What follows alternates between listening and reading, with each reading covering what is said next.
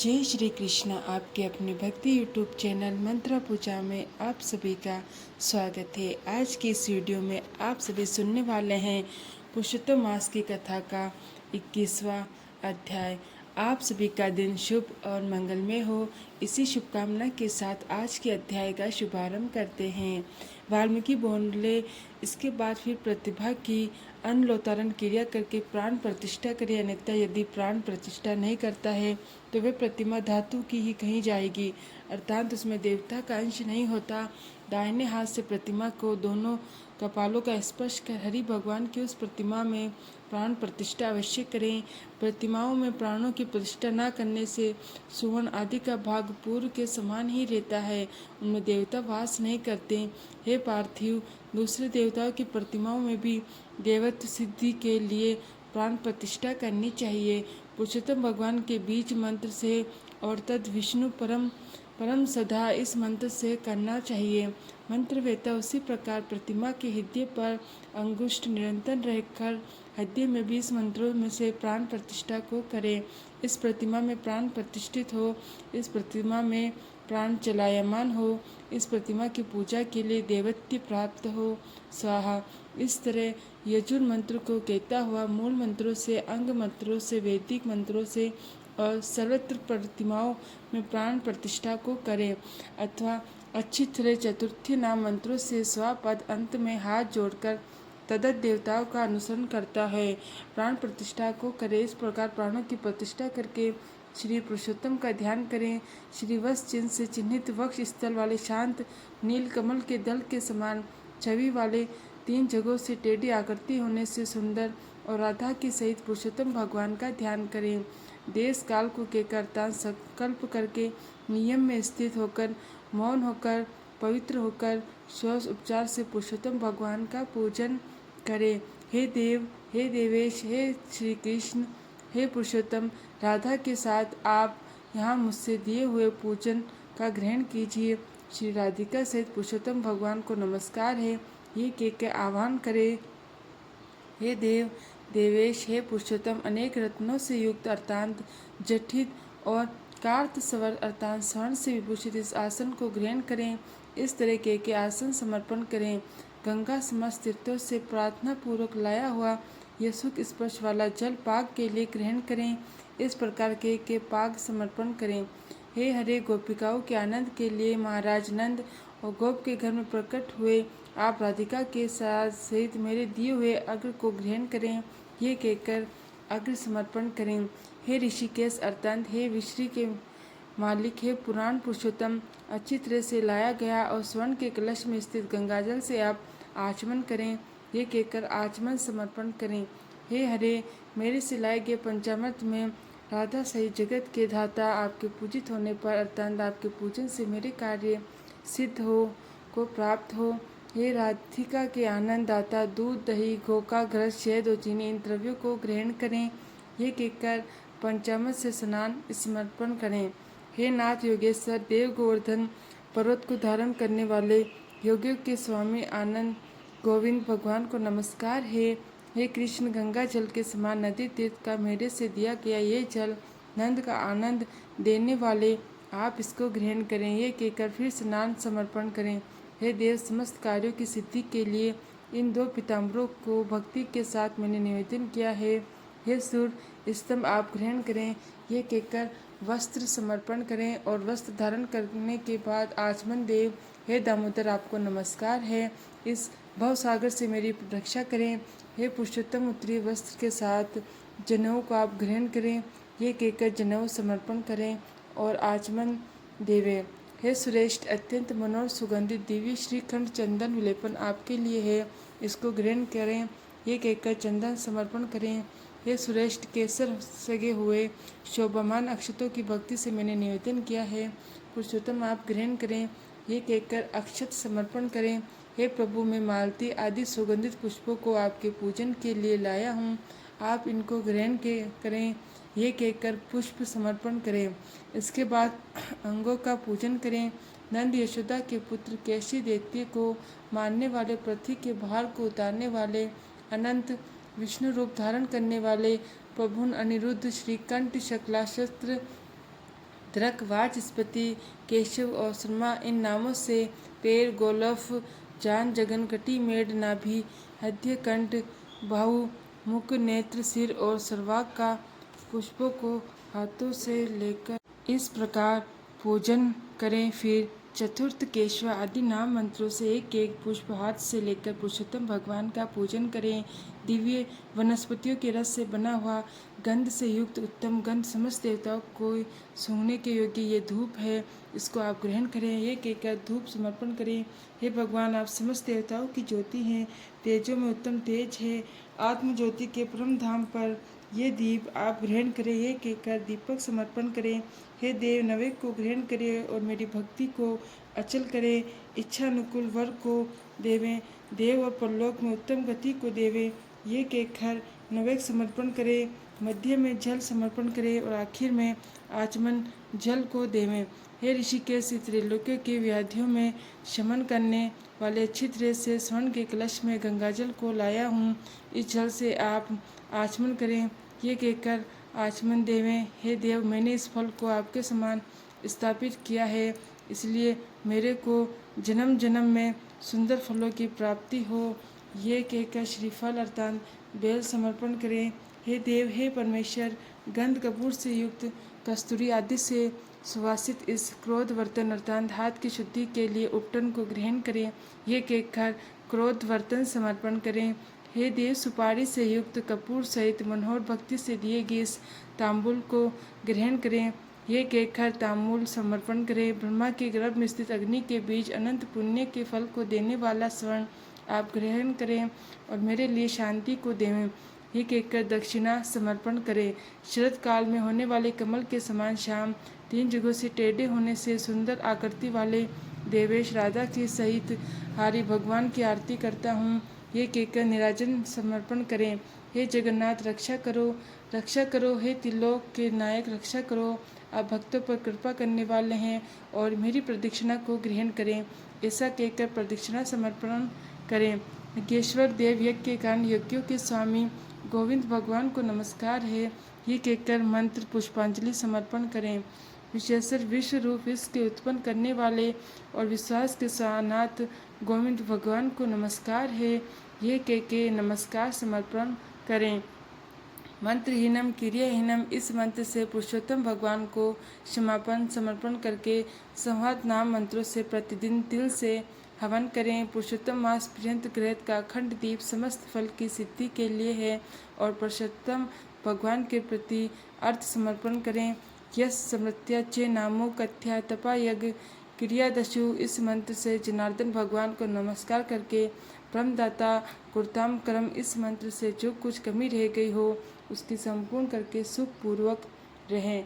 इस प्रकार जो इस पृथ्वी तल पर मनुष्य शरीर प्राप्त करके पुरुषोत्तम मास के आने पर वैष्णव ब्राह्मण को आचार्य बनाकर मेघ के समान श्याम वर्ण वाले राधा के सहित और श्री पुरुषोत्तम भगवान का हर्ष और भक्ति के साथ प्रतिदिन पूजन करेगा, वे इस पृथ्वी के अतुल और समस्त सुखों को भोग कर बाद में परम पद को जाएगा।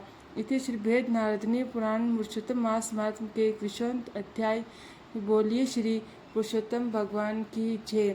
आगे का अध्याय हम कल की वीडियो में सुनेंगे। आज पुरुषोत्तम मास में एक सुंदर और पौराणिक कथा का वर्णन करेंगे, जिसमें पुरुषोत्तम मास में 3 ऐसे विशेष समय होते हैं जब भगवान की कृपा सबसे अधिक बरसती है। पर दुख की बात यह है कि अधिकांश लोग उन पलों को पहचान नहीं पाते और अपने ही हाथों से एक बड़ा सौभाग्य खो देते हैं। आखिर वे 3 समय कौन से हैं और भगवान उन क्षणों में किस रूप में आते हैं? क्यों कुछ लोगों को भाग्य अचानक बदल जाता है जबकि कुछ लोग जीवन भर प्रतीक्षा करते ही रह जाते हैं? आज की इस कथा का इसी रहस्य से पर्दा उठाएगी। तो आइए भगवान श्री हरि विष्णु का नाम ले इस कथा का श्रवण करते हैं। प्रिय भक्तों, बहुत समय पहले की बात है। रतनपुर नाम का एक छोटा सा गांव था। वे गांव ज़्यादा बड़ा नहीं था, लेकिन वहाँ रहने वाले लोग एक दूसरे के सुख दुख के साथी थे। उसी गांव के किनारे मिट्टी और घास फूस की एक छोटी सी झोपड़ी में सरजू अपनी पत्नी सोनावती के साथ रहता। सरजू बहुत सीधा साधा आदमी था, ना किसी से बैर ना किसी से ऊंची आवाज़ में बात करना। गांव में जहाँ भी मजदूरी मिल जाती वे वहाँ चला जाता। कभी किसी के खेत में काम करता, कभी किसी का टूटा छप्पर ठीक कर देता, तो कभी जंगल से लकड़ियाँ काट के बाजार में बेच आता। लेकिन मेहनत करने के बाद भी उसके घर में हमेशा तंगी बनी रहती। सुबह सूरज निकलने से पहले वे अपने घर से निकल जाता, शाम को थका हारा अपने घर लौटता। उसके पैरों में अक्सर चप्पल तक नहीं होती। कई बार तो ऐसा भी होता कि दिन भर मेहनत करने के बाद उसे आधी मजदूरी मिलती थी। फिर भी सरजू के चेहरे पर शिकायत कम और मुस्कान ज़्यादा रहती। गांव वाले कहते कि गरीब आदमी को तोड़ देती है, लेकिन सरजू को तो देखो, यह आज भी सीधा और नेक आदमी बना है। सच भी यही है कि धन का बड़ा होना जरूरी नहीं होता, मन का बड़ा होना जरूरी होता है। कुछ वर्ष पहले सरजू का विवाह सोनावती से हुआ था। सोनावती बहुत ही सुंदर थी, लेकिन उससे भी ज़्यादा सुंदर उसका स्वभाव था। वे कभी किसी चीज़ की जिद नहीं करती, घर में जो होता उसी में खुश रहती। कई बार सरजू सोचता था कि भगवान ने उसे इतनी अच्छी पत्नी तो दी, लेकिन उसके लिए सुख देने की ताकत क्यों नहीं दी। उस दिन भी शाम को जब वह मजदूरी करके घर लौटा तो उसके हाथ में केवल थोड़ा सा आटा और नमक था। सोनावती ने मुस्कुरा के पूछा, आज बहुत थक गए हैं? सरजू ने जबरदस्ती मुस्कान लाई और बोला, नहीं तो। लेकिन सोनावती उसके चेहरे को पढ़ना जानती थी। वह बोली, कुछ तो बात है। क्या बात है? सरजू कुछ देर तक चुप रहा और फिर बोला, सोना, कभी कभी लगता है कि मैं तुम्हारे लिए कुछ नहीं कर पा रहा हूँ। सोनावती हंस पड़ी और कहने लगी, फिर वही बात करने लगे आप? सरजू बोला, अरे सच कह रहा हूँ। गांव की औरतों को देखो, किसी के पास चांदी के कड़े हैं, किसी के पास नई साड़ी है, और एक तुम हो जिसे मैं कुछ भी नहीं दिला सकता हूँ। सोनावती ने तुरंत उसकी बात काट दी। उसे कहा कि मैं जैसी भी हूँ अपने पति के साथ बहुत खुश हूँ। सरजू उसकी तरफ देखने लगा। सोनावती बोली, जिस घर में प्रेम हो वहाँ आधी रोटी भी दावत लगती है। प्रिय मित्रों, ये बात बिल्कुल सही है। सुख हमेशा धन से नहीं मिलता, कई बार प्रेम और संतोष ही सबसे बड़ा धन होते हैं। लेकिन सरजू का मन फिर भी नहीं मानता था। उस रात वे देर तक जागता रहा। बाहर चांदनी फैली हुई थी और झोपड़ी के अंदर सोनावती गहरी नींद में सो रही थी। सरजू उसे देख रहा था। उसके मन में बस एक ही बात घूम रही थी, हे भगवान, इतना लायक क्यों नहीं हूँ कि मैं अपनी पत्नी को 2 अच्छे कपड़े तक दिला सकूं। धीरे धीरे दिन बीतते गए। फिर एक दिन गांव में खबर फैली कि कुछ ही दिनों बाद पुरुषोत्तम माह शुरू होने वाला है। गांव के बुजुर्ग इस महीने को बड़ा ही पवित्र मानते थे। मंदिर में साफ सफाई शुरू हो गई। गांव की औरतें भजन करने लगी। हर तरफ भगवान के नाम की चर्चा होने लगी। उसी दौरान एक अजीब बात हुई। एक शाम गांव के बाहर वाले पुराने पीपल के पेड़ के नीचे एक वृद्ध साधु आकर बैठ गए। उनकी लंबी दाढ़ी थी, आंखों में ऐसा तेज था लोग देखते ही रह जाएं। गांव वाले धीरे धीरे उनके पास पहुंचने लगे। कुछ लोग फल लेकर आए, कुछ पानी ले आए। सरजू भी मजदूरी से लौटते समय वहां पहुंच गया और वे भी बाकी की तरह चुपचाप बैठ गया। साधु कुछ देर सबको देखता रहा, फिर अचानक बोला, तुम लोगों को पता है कि पुरुषोत्तम मास क्यों इतना पवित्र माना जाता है? कई लोगों ने सिर हिला दिया, लेकिन किसी के पास सही उत्तर नहीं था। तब साधु ने मुस्कुरा के कहा, क्योंकि इस महीने में भगवान स्वयं धरती पर आते हैं। यह सुनते ही वहाँ बैठे सभी लोग हैरान रह गए। चारों तरफ कानाफूसी शुरू हो गई। कोई बोला, सच में महाराज? कोई बोला, क्या भगवान हमारे गांव में भी आ सकते हैं? तो वे साधु फिर से मुस्कुराए, बोले, भगवान पूरे संसार में आते हैं, लेकिन उन्हें पहचानना आसान नहीं होता। अब तो सबकी उत्सुकता और ज़्यादा बढ़ गई। तभी एक बूढ़ा किसान पूछने लगा, बाबा, भगवान कब आते हैं? साधु ने उनकी तरफ देखकर बोले, पुरुषोत्तम मास में भगवान 3 विशेष समय पर धरती पर आते हैं। यह सुनकर पूरा गांव चौंक गया। लेकिन अगले ही पल साधु उठ खड़ा हुआ और बिना कुछ बताए वहां से चल दिए। पीछे से लोगों ने बहुत आवाज़ लगाई, बाबा रुको, 3 समय बताकर जाओ, हम भी जानेंगे भगवान कब आते हैं। लेकिन साधु बिना पीछे देखे आगे बढ़ते चले गए। अब गांव में केवल एक ही चर्चा थी कि भगवान कौन से 3 समय पर धरती पर आते हैं। और सबसे ज़्यादा बेचैन था सरजू, क्योंकि उसके मन में पहली बार एक उम्मीद झांकी थी। उसे लग रहा था शायद इस पुरुषोत्तम मास में उसकी किस्मत भी बदल सकती। लेकिन उसे क्या पता, भगवान की परीक्षा उसके बहुत करीब आ चुकी थी। पीपल के पेड़ के नीचे साधु की कही हुई बात अब पूरे रतनपुर गांव में फैल चुकी थी। हर कोई बस एक ही बात कर रहा था, पुरुषोत्तम मास में भगवान 3 समय धरती पर आते हैं। लेकिन वे 3 समय कोई नहीं जानता था कि भगवान कब और कैसे आते हैं। अगले दिन सुबह जब सरजू मजदूरी के लिए निकला तो रास्ते भर उसी बात के बारे में सोचता रहा। उसके मन में बार बार यही विचार आता रहा, अगर सच में भगवान धरती पर आते हैं तो क्या मुझे भी उनके दर्शन हो सकते हैं। उस दिन उसे गांव के जमींदार के खेत में काम मिल गया था। वहां बाकी मजदूरों के साथ खेत में काम करके सरजू निकल पड़ा। दोपहर के समय जब लोग आराम करने बैठे तो फिर से वही चर्चा शुरू हो गई। एक मजदूर बोला कि मुझे तो लगता है कि भगवान मंदिर में आते होंगे। दूसरा बोला नहीं, भगवान तो बड़े तीर्थ स्थलों पर आते हैं। फिर तीसरा बोला अगर भगवान आते तो साधु बाबा ने समय क्यों नहीं बताया। सब अपने अपने बातें कर रहे, लेकिन सरजू चुप था। उसे नहीं मालूम कि भगवान कहाँ आते हैं, पर उसके मन में एक बात जरूर थी कि अगर भगवान आते हैं तो जरूर किसी अच्छे काम से खुश होते होंगे। शाम को काम खत्म हुआ, जमींदार ने सबको मजदूरी दी। सरजू अपने पैसे घर लौट आया। घर पहुंचा तो सोनावती ने देखा कि आज सरजू बहुत ज़्यादा सोच में डूबा हुआ है। उसने पूछा, स्वामी क्या बात है। सरजू बोला, सोना, अगर भगवान सच में धरती पर आते हैं तो मैं उनसे बस इतना मांगूंगा कि हमारे घर की गरीबी दूर हो जाए। सोनावती मुस्कुराई बोली, भगवान से धन मांगने से पहले उनका आशीर्वाद जरूर मांग लेना। सरजू बोला, आशीर्वाद से भी पेट भरता है क्या। सोनावती ने प्रेम से कहा, पेट मेहनत से भरता है और मेहनत का फल भगवान देते हैं। सरजू उसकी बात सुनकर शांत हो गया। अगले दिन पुरुषोत्तम मास का पहला दिन था। सुबह सुबह पूरे गांव में मंदिर की घंटियां बजने लगी। लोग स्नान करके पूजा पाठ में लग गए। सरजू भी जल्दी जल्दी उठ गया। उसने भगवान के सामने हाथ जोड़ के प्रार्थना की, हे प्रभु, अगर आप सच में धरती पर आते हैं तो मुझे पहचानने की बुद्धि देना।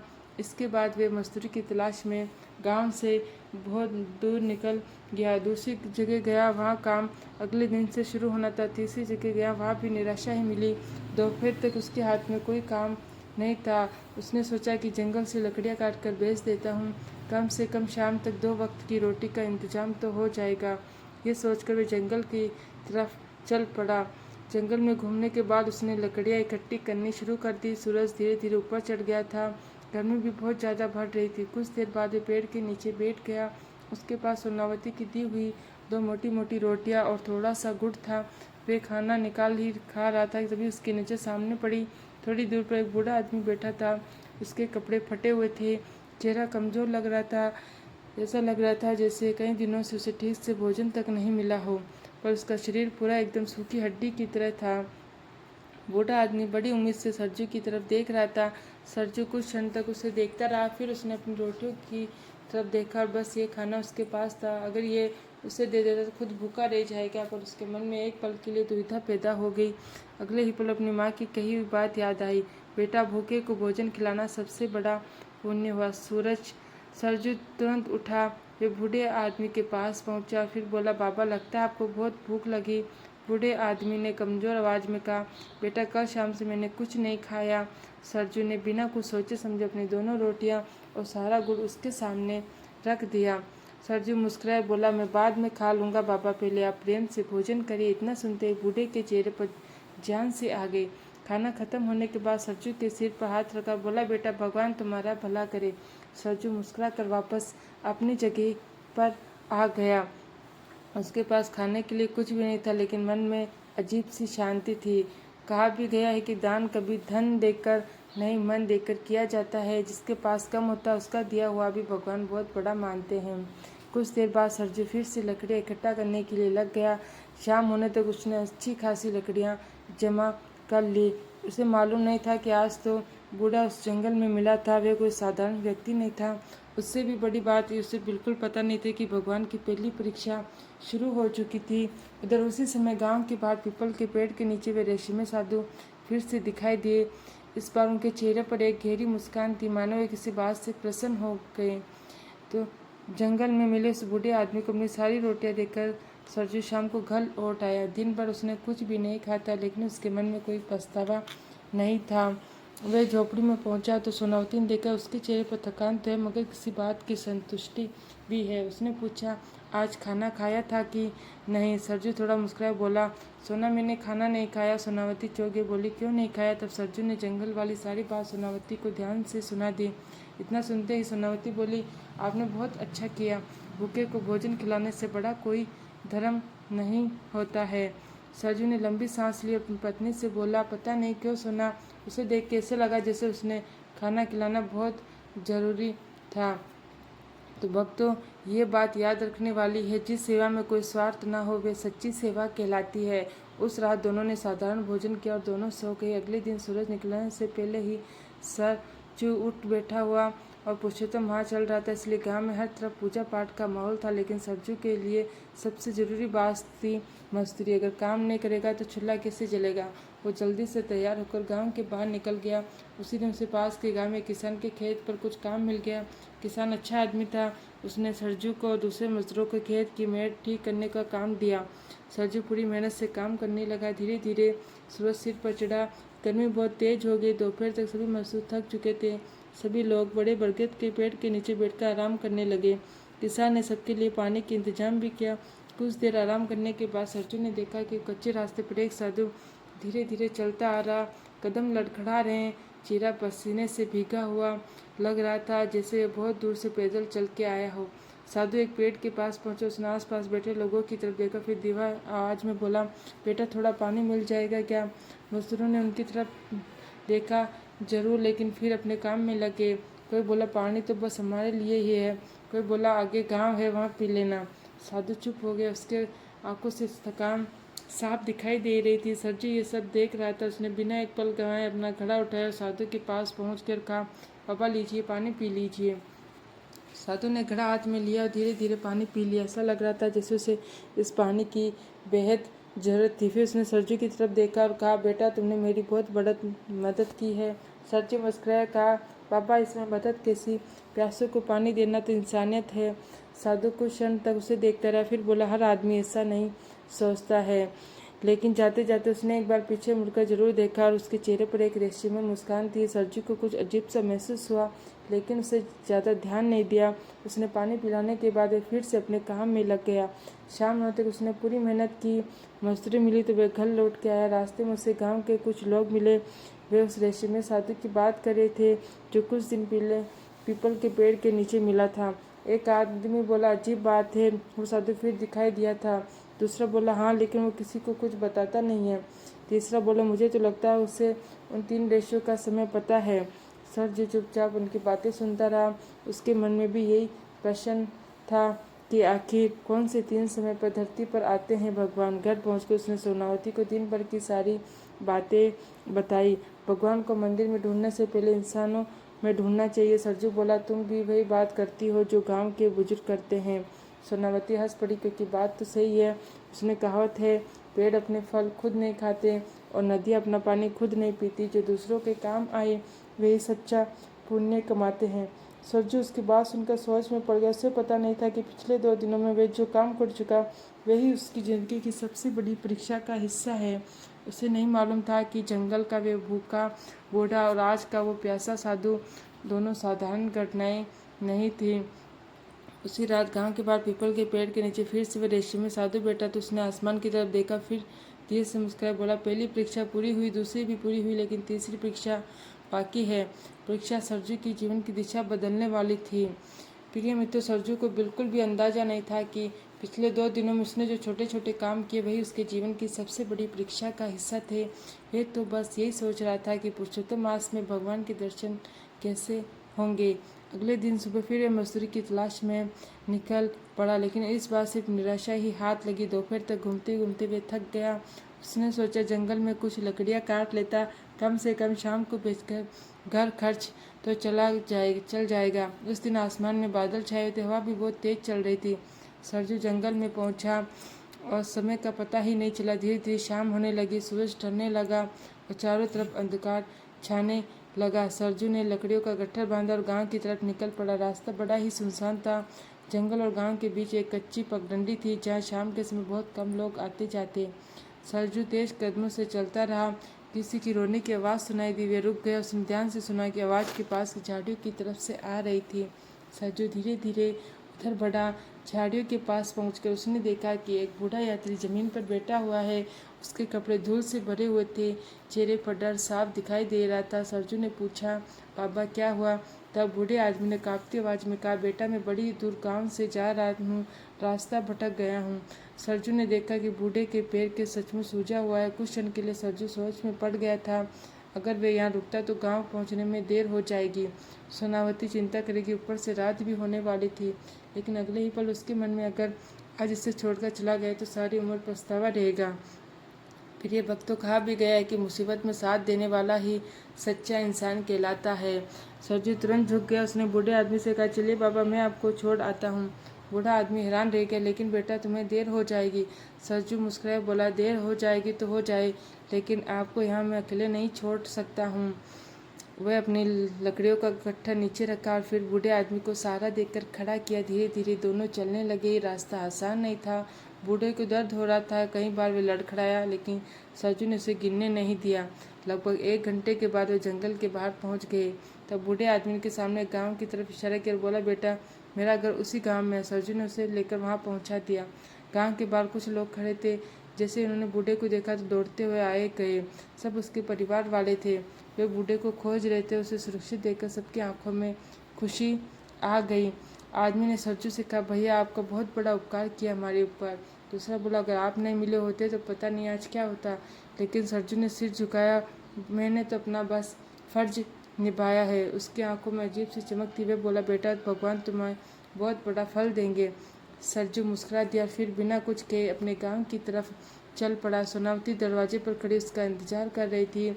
उसे देखते हुए बोले, आज इतनी देर कैसे हो गई। तब सरजू ने पूरी घटना बता दी और सोनावती ध्यान से सुनती रही। फिर उसके चेहरे पर मुस्कान आ गई। सरजू बोला, लेकिन आज लकड़ियां भी नहीं बेच पाया। सोनावती ने कहा, लकड़ियां कल बिक जाएगी, लेकिन किसी की जान बचाने का मौका रोज नहीं मिलता।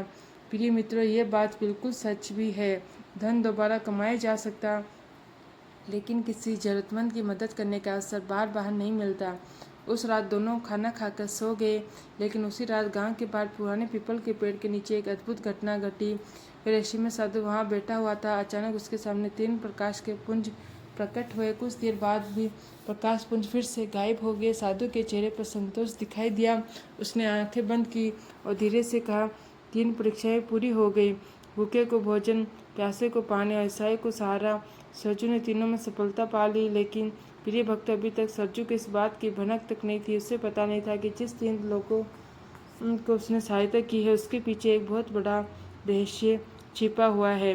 प्रिय मित्रों, सरजू अपनी झोपड़ी में चैन की नींद सो रहा था। उसे बिल्कुल पता नहीं था कि पिछले 3 दिनों में उसके जीवन में सबसे बड़ी परीक्षाएं पूरी हो चुकी है। उधर गांव के बाहर पुराने पीपल के पेड़ के नीचे वे रहस्यमय साधु बैठे हुए थे। उनके चेहरे पर संतोष था, मानो वे किसी विशेष समय की प्रतीक्षा कर रहे हों। अगले समय पूरे रतनपुर गांव में खबर फैल गई, साधु बाबा फिर से पीपल के पेड़ के नीचे आए हुए। यह सुनते ही गांव वाले अपने काम छोड़कर वहां पहुंच गए।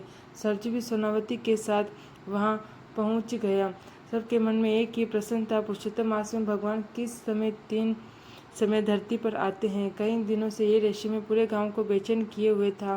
कुछ देर तक साधु चुपचाप बैठे रहे। फिर उन्होंने आंखें खोली और गांव वाले की तरफ देखा। उन्होंने कहा, तुम सब कई दिनों से एक ही बात जानना चाहते हो। भीड़ से आवाज आई, हाँ बाबा, जानना चाहते हैं, भगवान किन 3 समय पर आते हैं। साधु मुस्कुराया, फिर उनकी नज़र सीधे सरजू पर झांकी। कुछ क्षण तक वे उसे देखते रहे और फिर बोले, पहले तो मैं तुम लोगों से एक प्रश्न पूछना चाहता हूँ। सभी लोग चुप हो गए। साधु ने पूछा, अगर भगवान तुम्हारे सामने एक साधारण मनुष्य के रूप में ले आए तो क्या तुम उन्हें पहचान लोगे। भीड़ में सन्नाटा छा गया। कोई जवाब नहीं दे पाया। तब साधु ने कहा, यह तो सबसे बड़ी भूल है। लोग भगवान को सोने के सिंहासन पर ढूंढते हैं, बड़े बड़े मंदिरों में ढूंढते हैं, लेकिन भगवान इंसानों में पहचान नहीं पाते हैं। फिर उन्होंने सरजू को इशारा किया, सरजू इधर आओ। सरजू घबराता हुआ आगे बढ़ा। वे समझ नहीं पा रहा था कि बाबा उसे क्यों बुला रहे। सरजू ने कहा कि एक बहुत बूढ़ा आदमी मिला था बाबा, वे भूखा था, मैंने उसे अपनी रोटियां दे दी। साधु ने सिर हिलाया। फिर पूछा, उसके अगले दिन क्या हुआ। सरजू बोला, एक प्यासे साधु को पानी पिलाया। उसके बाद एक घायल बूढ़े यात्री को उसके गांव तक पहुंचाया। सभी लोग उत्सुकता से उसकी नज़र की तरफ देखने लगे। साधु बाबा बोले, पुरुषोत्तम भगवान ने 3 विशेष समय पर धरती पर आते हैं, लेकिन वे अपने दिव्य रूप में नहीं आते, वे मनुष्य की परीक्षा लेने आते। भीड़ में हलचल मच गई। साधु ने आगे कहा, पहला समय होता है ब्रह्म मुहूर्त, प्रातःकाल का, जब अधिकांश लोग नींद में होते हैं, लेकिन सच्चे मन वाले लोग सेवा और भक्ति में लगे होते हैं।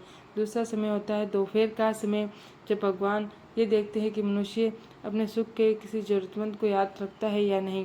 तीसरा समय होता है संध्या का समय, जब दिन समाप्त होने वाला हो और मनुष्य के कर्मों का लेखा जोखा होता है। पूरे गांव ध्यान से सुन रहा था। तब साधु महाराज बोले, सरजू के इन तीनों समय में परीक्षा दी गई थी। अब सबकी आंखें फैल गई। सरजू भी हैरान था। साधु बाबा बोले, जिस बूढ़े को तुमने भोजन कराया वे पहली परीक्षा थी, जिस प्यासे साधु को तुमने पानी पिलाया दूसरी परीक्षा थी, और जिस घायल यात्री को तुमने सहारा दिया वे तीसरी परीक्षा थी। उसे विश्वास नहीं हो रहा था कि भीड़ में खड़े लोग एक दूसरे का चेहरा ताकने लगे। कई लोग सोचने लगे कि अगर उसकी जगह वो होते तो शायद ऐसा नहीं करते। लेकिन भगवान का समय जानने से ज़्यादा जरूरी होता है भगवान के कार्य को समझना। जो भूखे को भोजन देता वहाँ भगवान होते हैं, जो प्यासे को पानी देता वहाँ भगवान होते हैं, जो दुखी को सहारा बनाता वहाँ भगवान होते हैं।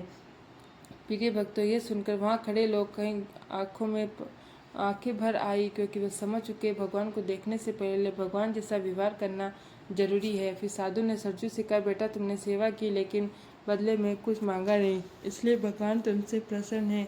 इतना कहकर उन्हें अपने वस्त्रों के अंदर से एक छोटी सी पोटली निकाली।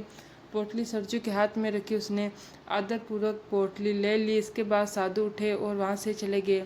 लोग उनके पीछे भागे, लेकिन कुछ देर जाने के बाद उनकी आंखों से वे अचानक से उजल हो गए। ऐसा लगा मानो वे हवा में कहीं गायब हो गए। गांव वाले हैरान रहे कि अब किसी को कोई संदेह नहीं था, वे कोई साधारण साधु नहीं थे। सरजू और सोनावती घर लौट आए। घर पहुंचकर जब उन्होंने पोटली खोली तो उनकी आंखें फटी रह गई। उनके अंदर कुछ स्वर्ण मुद्राएं थी और एक चांदी की छोटी सी भगवान श्री विष्णु की प्रतिमा थी। साथ ही एक पत्र भी था। पत्र में लिखा था, धन केवल मेहनत के हाथों में शोभा देता। ये धन तुम्हारी परिश्रम और सेवा का सम्मान है, इसका उपयोग सत्कार्यों में करना। सरजू और सोनावती की आंखों से आंसू बहने लगे और उन्होंने हाथ जोड़कर भगवान को प्रणाम किया। उस धन से सरजू ने थोड़ा सा खेत खरीदा, अपनी मेहनत जारी रखी। धीरे धीरे उसकी गरीबी दूर होने लगी। असली सुख धन में नहीं, सेवा में है। प्रिय भक्तों, इसी कहानी की सबसे बड़ी सीख यह है कि भगवान के देखने की इच्छा मत करो। ऐसा कर्म करो कि भगवान खुद तुम्हें देखे। भूखे को भोजन देना, प्यासे को पानी देना और दुखी को सहारा बनाना ही सच्ची पूजा है। पुरुषोत्तम मास में भगवान 3 समय पर धरती पर जरूर आते हैं, प्रातःकाल, दोपहर और संध्या के समय, लेकिन उन्हें पहचानना ही सबसे बड़ी कठिन परीक्षा है। जिसके मन में दया, सेवा, प्रेम होता है वही भगवान को पहचान पाता है। यही सोच के सरजू और सोनावती ने जीवन भर सेवा, भक्ति और सदाचार का मार्ग नहीं छोड़ा और उनका जीवन सुख, शांति और भगवान की कृपा से भर गया। प्रिय भक्तों, अगर आप सभी को ये कहानी पसंद आई हो तो वीडियो को लाइक ज़रूर करें, और अगर आप चैनल पर नए आए हैं तो आपकी धार्मिक कथाएं सुनने के लिए हमारे चैनल मंत्र पूजा को सब्सक्राइब जरूर करें। जय श्री कृष्णा।